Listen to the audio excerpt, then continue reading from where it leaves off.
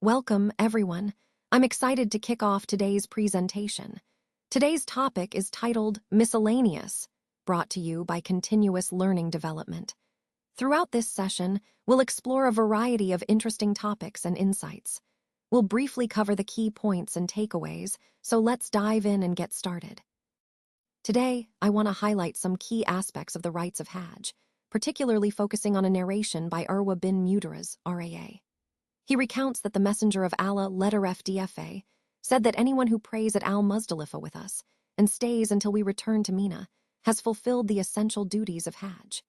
Additionally, if a person stays at Arafat on the 9th, whether by night or day, it also counts as completing the prescribed rites. This emphasizes the importance of being present at these specific sites and times during Hajj. The narration is significant because it's graded as Sahih by respected scholars like At-Tirmidhi and Ibn Khuzaymah, showing its authenticity. Ultimately, these rites are interconnected, and fulfilling them properly ensures that one's Hajj is complete according to Islamic teachings, reinforcing the overall theme of understanding and performing the pilgrimage correctly. Today, I want to highlight a very important aspect of Hajj. That Hajj is essentially centered around Arafah. As narrated by Abdurrahman bin Yamr, the Prophet, letter FDFA, emphasized this point repeatedly by saying, "The Hajj is Arafah." This repetition underscores how crucial the day of Arafah is in the pilgrimage. The narration also mentions the days of Mina, which are 3 in total. However, there's flexibility here. If someone hastens to leave after 2 days, there's no sin involved. Similarly, if someone chooses to stay longer, that's also permissible. This shows the balance and flexibility in performing Hajj. The key is to be sincere and intentional. Most importantly, attending Arafah before Fajr is considered a fundamental part of performing Hajj properly. If a person witnesses Arafah before dawn, their Hajj is valid. Additionally, it's worth noting that Sufyan bin Uyayna regarded this hadith as one of the best reported by Ath-Thori, which highlights its significance in understanding the essence of Hajj. So, in essence, the core message here is that Arafah is at the heart of Hajj, and attending it is essential for the validity of the pilgrimage. This connects to our overall theme of understanding the spiritual significance and the proper rituals of Hajj. During the last Hajj, the Prophet Muhammad, letter FDFA, stopped near the Jimr at Mina, and the people around him began asking questions about their actions. One man mentioned that he had shaved his head before slaughtering his animal, which is not the proper order. The Prophet, letter FDFA, reassured him that he could still carry out the slaughter now, and there was no harm in doing so. Another person said he had slaughtered his hadi, his sacrificial animal, before performing the ramai, the ritual of throwing stones at the Jamarat. Again, the Prophet, letter FDFA, told him to perform the ramai now, and that it was perfectly fine. This highlights an important point.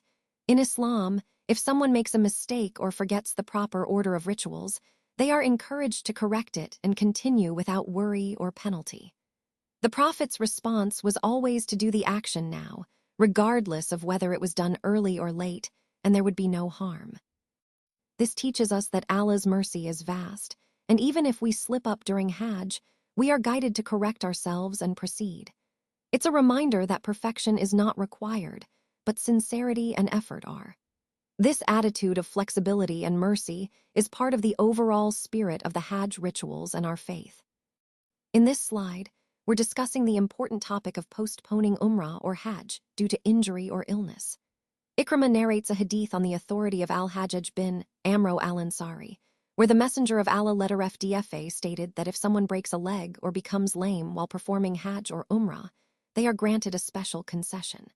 Specifically, they are released from the ihram, which is the sacred state during these rites, and they are required to perform Hajj the following year.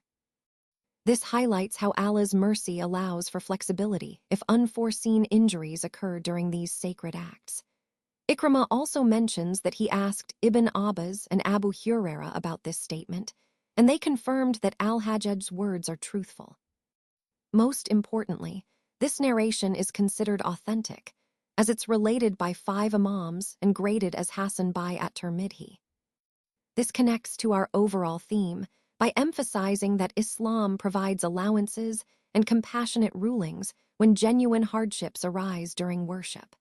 It reminds us that Allah's mercy is always present, especially in situations beyond our control. And that wraps up our presentation today. I want to thank you all for your time and attention.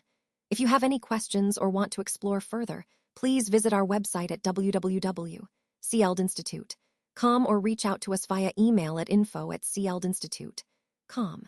Remember, all the insights we've shared are part of our ongoing commitment to continuous learning and development. This content is copyrighted by Continuous Learning Development in 2020. Thank you again for being part of this journey.